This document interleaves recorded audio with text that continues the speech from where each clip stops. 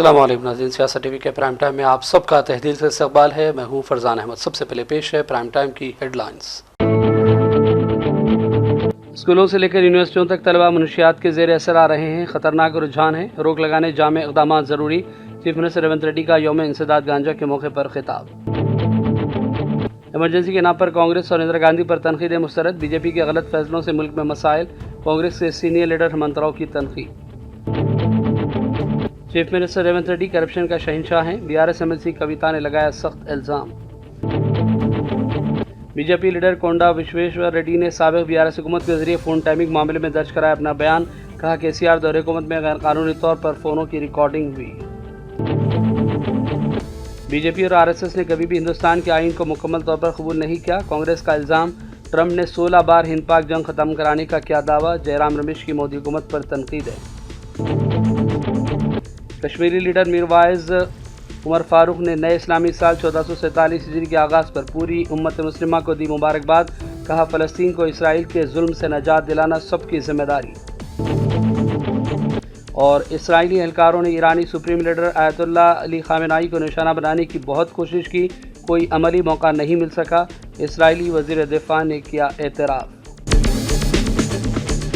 Headlines आपने देखी और पेश है खबरों की तफसीलात। शुरुआत करेंगे बड़ी खबरों से। चीफ मिनिस्टर रेवंत रेड्डी ने कहा कि चॉकलेट और आइसक्रीम जैसी अशिया में गांजा और दीगर नशा आवर चीज़ें मिलाकर फ़रोख्त करना इंतहाई तशवीशनाक बात है। ऐसे अफराद के बारे में फ़ौरी तौर पर आवाम पुलिस को इत्तला दें। उन्होंने कहा कि रियासत में मुनशियात की रोकथाम के लिए खुसूसी ईगल टीम तश्कील दी जा रही है जो गांजा की काश्त, सरबराही और फ़रोख्त पर कड़ी नज़र रखेगी।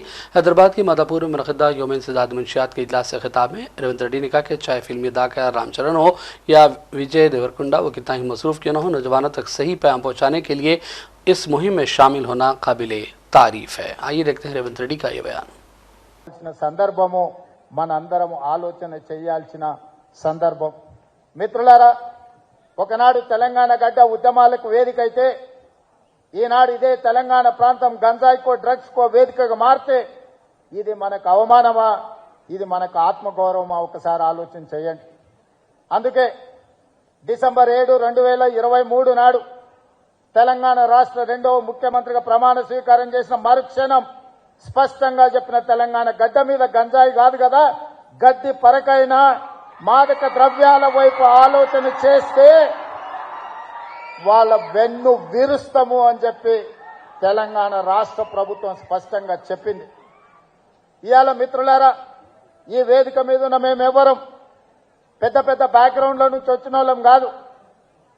చరణ్ కు బ్యాక్గ్రౌండ్ ఉంది, కానీ చరణ్ ని ప్రభావితం చేసిన చిరంజీవి గారు ఏ బ్యాక్గ్రౌండ్ లేకుండా కష్టపడి కింది నుంచి ఈ రోజు దేశమే గర్వించదగ్గ ఒక మహానటుడుగా, ఈ రోజు ఒక మంచి మనిషిగా గుర్తింపు పొందిండు అనంటే దాదాపుగా 50 సంవత్సరాల నిరంతర శ్రమ, కఠోరమైన దీక్షతోని వాళ్ళు రాణించగలిగింది। వాళ్ళు కఠోరమైన కష్టాలను ఎదుర్కొని, కష్టాలు వచ్చినా, ఇబ్బందులు ఎదురైనా, అవమానాలకు లోనైనా ఏ రోజు కూడా బాధతో కుంగిపోలేదు, భయంతో మాదక ద్రవ్యాల వైపు లేకపోతే వ్యసనాల వైపు బానిసలు కాలేదు। నిటారుగా నిలబడి వాటిని ఎదుర్కొని ఈ రోజు ప్రపంచానికే ఆదర్శంగా నిలబడే విధంగా ఈ రోజు వాళ్ళు రాణించింది। మరి ఈనాడు మనమందరం ఆలోచన చేయాలి। ఉద్యమ స్ఫూర్తి అయిన తెలంగాణ రాష్ట్రం, ఉద్యమాలతోనే సాధించుకున్న తెలంగాణ రాష్ట్రంలో ఈరోజు పాఠశాలల నుంచి కళాశాలల వరకు, కళాశాలల నుంచి యూనివర్సిటీల వరకు విద్యార్థులు గంజాయి ప్రభావితానికో లేకపోతే డ్రగ్స్ మహమ్మారికి బలైపోతున్నారు అనంటే మనందరం చూసుకుంటూ కూర్చుందామా? ఒకసారి ఆలోచన చేయండి। అందుకే మిత్రులారా, ఈ రోజు ప్రపంచ దేశాలలో कांग्रेस के सीनियर लीडर हेमंत राव ने बीजेपी लीडरों पर इल्जाम लगाया कि इमरजेंसी के नाम पर कांग्रेस और इंदिरा गांधी पर इल्जामात लगाए जा रहे हैं, तनकीदें की जा रही हैं जो सरासर गलत है। उन्होंने मीडिया से बातचीत में कहा कि बीजेपी के गलत फैसलों से मुल्क की सूरत हाल खराब दौर से गुजर रही है। फिर वही सबसे बड़ा जजमेंट कौन दिए? पब्लिक जजमेंट दी, हाईएस्ट मेजॉरिटी से इंदिरा गांधी 1980 में जीती। 3 साल के अंदर पब्लिक पूरी सबसे ज्यादा वर्डिक्ट पब्लिक का वर्डिक्ट दी है। उसके बावजूद हम जेलों को गए, हम वहां गए, ये गए, तो फिर पब्लिक वोट डाली ना रे भाई, इंदिरा गांधी को जिताए नहीं, तो ये इमरजेंसी का बात बंद करो। इमरजेंसी हो गया, 1975 में इमरजेंसी हुआ, 77 में इंदिरा गांधी हार गई, पार्टी हार गई, फिर 80 में सबसे बड़ा जजमेंट पब्लिक दी। पब्लिक देने के बाद भी आज भी इमरजेंसी की बात करते। अरे वर्डिक्ट दिए ना, सबसे बड़ा जजमेंट पब्लिक का रहता। पब्लिक इंदिरा गांधी को जिताई हाईएस्ट मेजॉरिटी से कांग्रेस जीतने के बाद। अब आरएसएस को कोई काम नहीं है, बीजेपी को कोई काम नहीं है, केवल इमरजेंसी इमरजेंसी बोलकर रोजाना एक बयानबाजी दे रहे। इससे फायदा क्या है रे भाई? तुम्हारी पब्लिसिटी इंदिरा गांधी के खिलाफ, कांग्रेस के खिलाफ एक साजिश की थी, मगर पब्लिक क्या करी? 3 साल के अंदर 77 के बाद 80 में इलेक्शन आया, सबसे बड़ा वर्डिक्ट अवाम का है, पब्लिक का है, उसमें इंदिरा गांधी को जिताए, कांग्रेस को जिताए। उसके बावजूद इमरजेंसी की बात बार बार क्यों करते? मैं जेल को गया था, मैं इतने दिन बाहर था, मैं सो गया था, ये सब कब तक चलाएंगे? ये बंद करो, ये बयानबाजी बंद करो। सबसे बड़ा वोटिंग पब्लिक दी, इंदिरा गांधी के फेवर में दी, कांग्रेस के फेवर में दी। अब बीजेपी को कोई काम नहीं है, इमरजेंसी इमरजेंसी इमरजेंसी में कुछ भी करे होंगे, मगर इमरजेंसी के बाद public voting the in favour of Indira Gandhi. तो अब इमरजेंसी की बात क्यों करते भाई? हर एक आदमी एक बयानबाजी। उस जमाने में 2075 में इमरजेंसी लागू हुआ, 77 में इंदिरा गांधी को हराए, फिर यही पब्लिक की बात क्यों करते भाई? मैं जेलों को गया। बीआरएस से बलसी कविता ने चीफ मिनिस्टर रेवंत रेड्डी पर शदीद इल्जाम लगाते हुए करप्शन का शहंशाह करार दिया। कविता ने इल्जाम लगाया कि रेवंत रेड्डी और उनकी कांग्रेस हुकूमत ने सिर्फ 18 महीने में 2 लाख करोड़ रुपए कर्ज हासिल किया, न तो कोई स्कीम शुरू की, न ही आवाम को कोई फायदा पहुंचा। कविता ने ऐलान किया कि तेलंगाना जागृति की जानिब से रेवंत रेड्डी और कांग्रेस की हुकूमत की मुबैना बदअनवानी पर मबनी एक मुफस्सिल किताबचा जल्द शाया किया जाएगा जो रियासत भर में तकसीम होगा। उन्होंने कहा कि साबिक में एक लीडर पर करप्शन की किताब शाया हुई थी, मगर रेवंत रेड्डी चूंकि करप्शन के बादशाह हैं, इसलिए उनके कपलों पर दस्तावेजी सबूत अवाम के सामने लाना लाजमी है। बीजेपी के रुकन पार्लियामेंट कोंडा विश्वेश्वर रेड्डी ने आज जुमे को साबिक़ बीआरएस हुकूमत के जरिए फोन टैपिंग की तहकीकात करने वाले खुसूसी तहकीकाती टीम एसआईटी के सामने अपना बयान दर्ज करवाया। चिड़ला से रुकन Lok Sabha jubilee hills police station पहुंचे और अपना बयान रिकॉर्ड किया। उन्होंने कहा कि गैर कानूनी तौर पर साल 2023 के असम्बली इलेक्शन के दौरान इस वक्त की बीआरएस की हुकूमत ने फोन टैपिंग की थी, जो सरासर गैर कानूनी है। Several people, including mine, and not once, maybe hundreds of times. And so the SIT called me to give evidence. I have attended that. And I narrated all my experience about phone tapping, unauthorized surveillances, unauthorized barging into my offices and ransacking by the police. I gave all these instances as evidences. And there are 4 particular pieces of evidence that I have shared. 2 belong to 2019 and 1 belongs to the Huzurabad elections, 1 during COVID time, where COVID time, and 1 at the Mungodu elections. So all these evidences are given, but it's so unfortunate. Never in the history of India, phone tapping on large scale, department using thousands of policemen, unauthorized by a guy who was illegally given, a retired guy, an IPS officer who's close to KCR. He has been given a post, and name of the post is some CEO, chief of operation. Just like in corporate companies, CEO, COO, there's no such police post. He gave him, and Tujia authorized him to head all the investigation. That itself is illegal. And then using the Home Secretary, typically you need the Union Home Secretary and the State Home Secretary's permission to record anybody's, especially as sitting MPs. That time in 2019 I was sitting MP. And with only that, without any authorization except The only thing they have is the then Home Secretary's email letter to the telecom service providers, Airtel, BSNL. That's the only one they had. But all this is technicality. I don't think in the Indian history any party stooped so low. It's all because of insecurity. K.C. Ram and his son. They actually lost the elections in... साबिक़ रियासती वज़ीर T Harish Rao ने इल्ज़ाम लगाया कि Telangana government industrial infrastructure corporation के जरिए कंचा गचिबौली में 400 एकड़ जंगलाती राजी को गिरवी रखकर 10,000 करोड़ रुपए के कर्जे इकट्ठे किए गए। हरीश राव ने इस सिलसिले में securities and exchange board of India के चेयरमैन को मकतूब रवाना किया और जामे तहकीकात की मांग की है। हरीश राव ने तेलंगाना हुकूमत पर माली फ्रॉड के इल्ज़ाम लगाए और कहा कि सीबी के ज़वाबित की खिलाफ वर्जी करते हुए और अहम हक़ाइक़ को छुपाकर इक़दाम किए गए। हरीश राव ने निशानदेही की कि गिरवी रखी गई ज़मीन को जंगलाती इलाके के तौर पर दर्जाबंदी की गई और अदालत उज़्मा ने पहले ही इसकी तबाही के जिम्मेदार एहलकारों को जेल रवाना करने का इंतबाह दे दिया था। हरीश राव ने रियासती हुकूमत के खिलाफ इक़दाम करने की अपील की।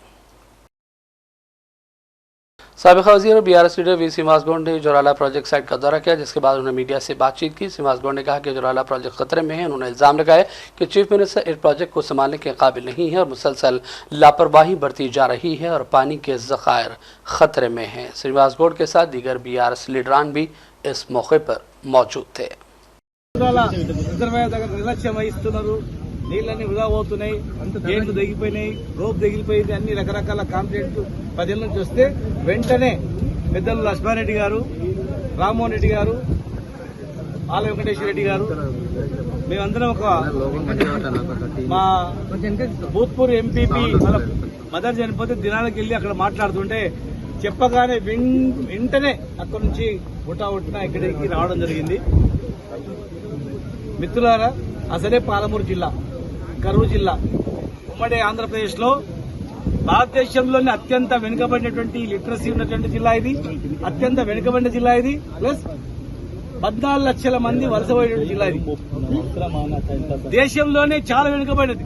భూములున్నా కూడా 2 నదులు ఉన్నాయి, కృష్ణా, తుంగభద్ర 2 నదులున్నా కరువు కాటకాల్లో కొట్టుమిట్టినటువంటి జిల్లా ఇది.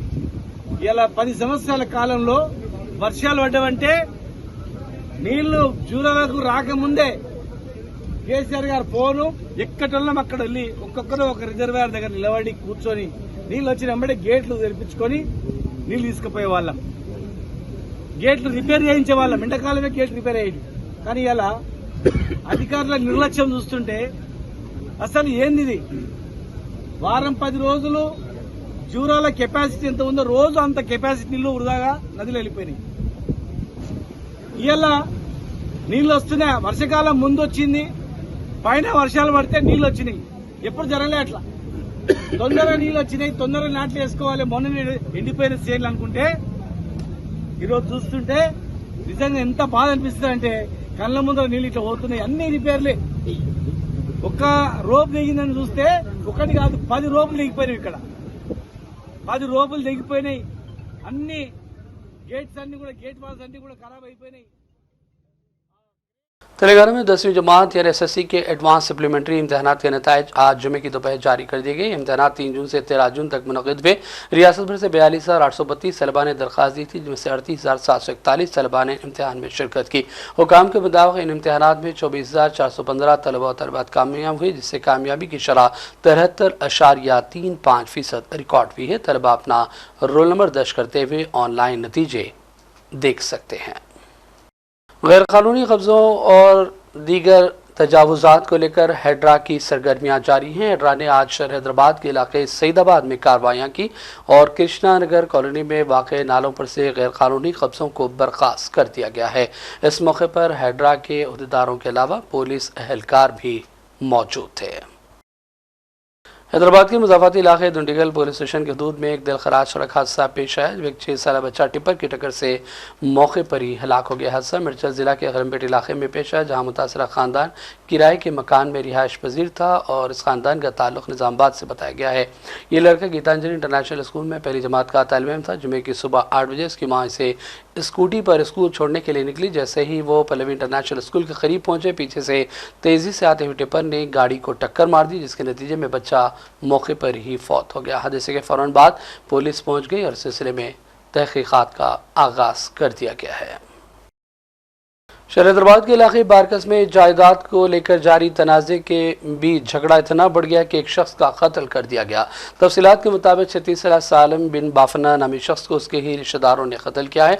पुलिस इस पूरे मामले की जांच कर रही है और ये भी बताया गया है कि पहले से ही ये मामला अदलिया में ज़ेरे समाअत है। मीडिया को इस सिलसिले में चंद्रायन गुट्टा पुलिस अहदेदारों ने तफसीलात से आगाह किया।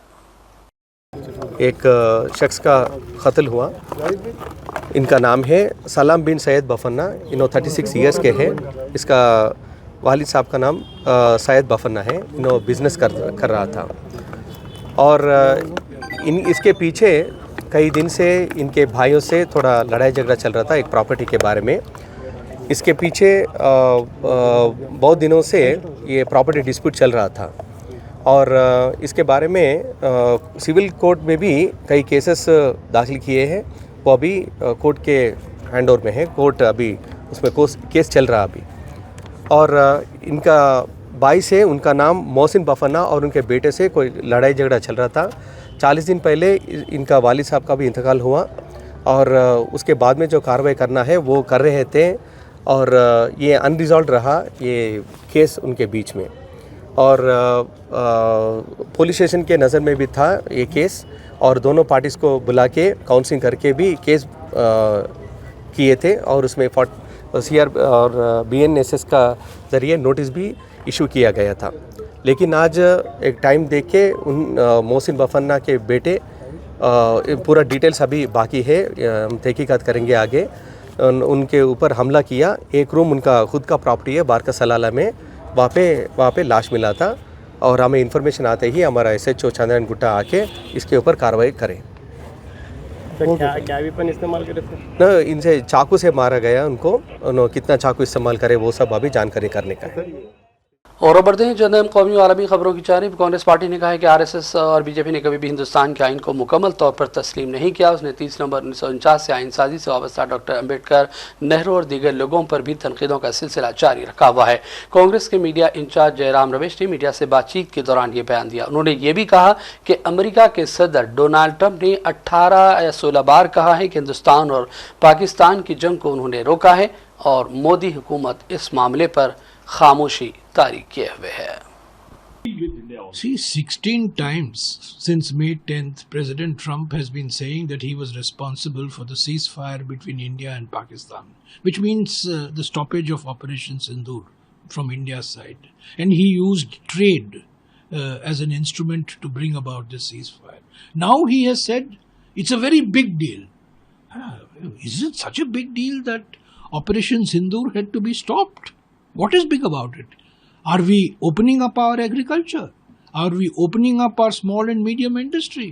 Are we liberalizing imports from America? What are we doing? What is this deal? Why do we have to listen to a ceasefire from Washington? Why do we have to listen to a trade agreement from Washington? I mean, why isn't the Prime Minister taking Parliament into confidence? Why isn't the Prime Minister calling an all-party meeting? Why isn't the External Affairs Minister speaking on this issue instead of speaking what happened 50 years ago? Why isn't he taking the nation into confidence on the trade agreement that Trump claims is a very big deal? And my question is, if it's so big, was it so big that Operation Sindoor had to be stopped? Why is the Prime Minister not calling an all-party meeting? Why isn't he taking opposition parties into confidence? And why do we have to listen to decisions that impact us from Washington? Why do we have to get knowledge from the President of the United States? Why doesn't the Prime Minister of India take Parliament into confidence, take the nation into confidence on the ceasefire, on Operation Sindoor, on this trade agreement? Why do we have to listen all the time to announcements from Washington? Kashmiri Hurriyat leader Mirwaiz Umar Farooq ने नए इस्लामी साल 1447 हिजरी के आगाज़ पर पूरी उम्मत मुस्लिमा ख़ास तौर पर कश्मीरी अवाम को भी मुबारकबाद पेश की। उन्होंने अल्लाह से दुआ की कि नया साल मुसलमानों के लिए अमन, इत्तेहाद और क़ुव्वत का पैगंबर बने और अल्लाह मज़लूमों की हिफाजत फरमाए, रहनुमाओं को राजबाजी की हिदायत दे और उम्मत को दरपेश चैलेंजों का मुकाबला करने की हिम्मत और इस्तिक़ामत दे। मरकज़ी जामा मस्जिद श्रीनगर में नमाज जुमा से قبل بڑے اجتماع سے خطاب میں میروائز نے مشرق وسطی میں ایران اسرائیل جنگ بندی کا خیر مقدم کیا اور ایرانی عوام کی بھرپور انداز میں ستائش کی قیادت کا بھی انہوں نے خاص طور پر تذکرہ کیا۔ ساتھ ہی میروائز نے غزہ میں جاری اسرائیلی جارحیت پر شدید فکرمندی کا اظہار کیا اور کہا کہ جب تک فلسطینی عوام کو ان کا حق نہیں ملتا مشرق وسطی اور دنیا میں حقیقی امن ممکن نہیں ہے۔ الحمدللہ آج نئے اسلامی سال کا پہلا دن ہے۔ میں اپنی طرف سے تمام مسلمانان جموں کشمیر کو اور تمام مسلمانان عالم کو مبارکباد پیش کرتا ہوں اور اللہ تبارک و تعالیٰ سے دست بدعا ہوں کہ اللہ تبارک و تعالیٰ یہ نیا سال ہمارے لیے رحمتوں اور مغفرتوں کا باعث بن کر لائے، ہمارے اعمال میں اخلاص پیدا فرمائے اور ہمارا تعلق اللہ تبارک و تعالیٰ کے ساتھ یہ سال مضبوطی کا باعث بنے، اور جو جملہ پریشانیاں اور مسائل امت مسلمہ جن سے دوچار ہے اللہ تبارک و تعالیٰ ان کا سدباب کرے۔ بزرگوں، جیسا کہ آپ جانتے ہیں کہ مشرق وسطی میں ایک حصے میں اب جنگ بندی کا اعلان ہو چکا ہے، لیکن ہم یہاں یہ برملا کہنا چاہتے ہیں کہ ایرانی قوم نے، ایرانی عوام نے جو حوصلہ اور جو ہمت دکھائی اور جو ثابت قدمی کا انہوں نے مظاہرہ کیا اور اس جارحیت کا اور اس جنگ کا جو ان پر مسلط کر دی گئی، اس کا جو انہوں نے مردانہ وار مقابلہ کیا، وہ واقعی پوری عالمی دنیا کے لیے اور عالم اسلام کے لیے قابل ستائش ہے۔ اس بحران کو سنبھالنے میں ایران کی حکومت نے، ایران کی قیادت نے جو بردباری دکھائی، جو پولیٹیکل ایکومن دکھایا اور جس تدبر کا، جس سینس کا انہوں نے اسرائیلی وزیر دفاع اسرائیل کاٹس نے اعتراف کیا کہ اسرائیلی اہلکاروں نے ایرانی سپریم لیڈر آیت اللہ علی خامنہئی کو نشانہ بنانے کی کئی کوششیں کی لیکن کوئی عملی موقع حاصل نہیں ہوا۔ انہوں نے کہا کہ اگر ایرانی سپریم لیڈر آیت اللہ علی خامنہئی تک رسائی ممکن ہوتی تو اسرائیل 12 روزہ جنگ کے دوران ہی انہیں شہید کر دیتا۔ ایک انٹرویو انہوں نے کہا کہ میرا اندازہ ہے کہ اگر خامنہئی ہمارے نشانے پر آ جاتے تو ہم انہیں ختم کرتے، اور خامنہئی کو اس بات کا اندازہ ہو گیا تھا، اس لیے وہ بہت گہرائی میں زیر زمین چلے گئے اور ان کمانڈروں سے بھی رابطے ختم کر دیے جنہیں شہید کردہ کمانڈروں کی جگہ تعینات کیا گیا تھا، لہٰذا یہ عملی طور پر ممکن نہیں ہو سکا۔ ایرانی حکام نے خبردار کیا کہ اسرائیل جنگ بندی کے باوجود خامنہئی کو قتل کرنے کی کوششیں جاری رکھ سکتا ہے۔ ایران اور اسرائیل کے درمیان اس وقت ایک نازک جنگ بندی قائم ہے۔ امریکہ نے دعویٰ کیا کہ اسرائیلی حملوں نے تہران کے ایٹمی ہتھیار بنانے کی صلاحیت کو مکمل طور پر تباہ کیا ہے۔ امریکہ کے صدر ڈونلڈ ٹرمپ اور اسرائیلی وزیر اعظم نے 2 ہفتوں میں غزہ میں جنگ ختم کرنے پر اتفاق کیا ہے۔ رپورٹ کے مطابق رواں ہفتے کے آغاز میں امریکہ کے ایران پر حملے کے بعد اسرائیلی وزیر اعظم نتن یاہو اور امریکی صدر ٹرمپ کے درمیان فون پر بات چیت ہوئی جس میں دونوں نے غزہ میں جنگ کے فوری خاتمے اور ابراہیم معاہدے کو توسیع دینے پر اتفاق کیا۔ رپورٹ میں کہا گیا کہ ٹرمپ اور نتن یاہو نے فون پر اس بات پر بھی اتفاق کیا کہ غزہ کی جنگ 2 ہفتوں میں ختم کر دی جائے گی۔ اس کے بعد 4 عرب ممالک جن میں UAE اور مصر بھی شامل ہیں حماس کی جگہ غزہ پر مشترکہ طور پر حکومت کریں گے اور حماس کی قیادت کو جلاوطن کیا جائے گا اور تمام یرغمالیوں کو رہا کروایا جائے گا۔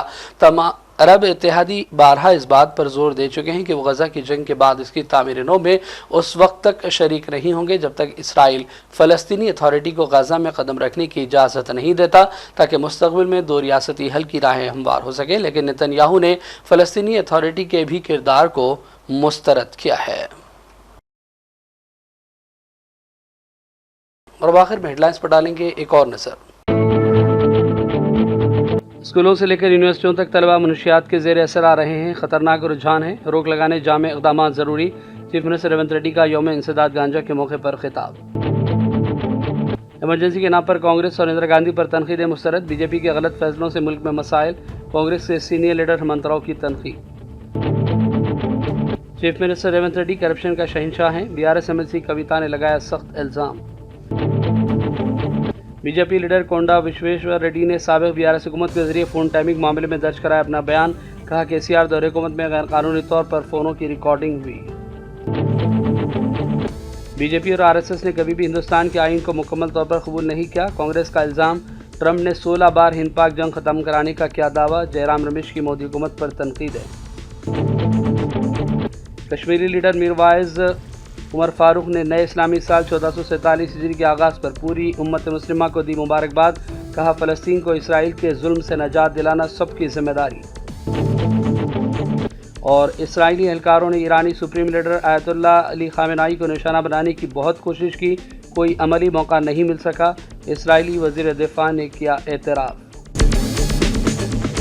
प्राइम टाइम का सिलसिला फ़िलहाल यहीं ख़त्म करते हैं। मोहम्मद फरजान अहमद को पूरी टीम के साथ इजाज़त दें। देखते रहिए सियासत टीवी। अल्लाह हाफ़िज़।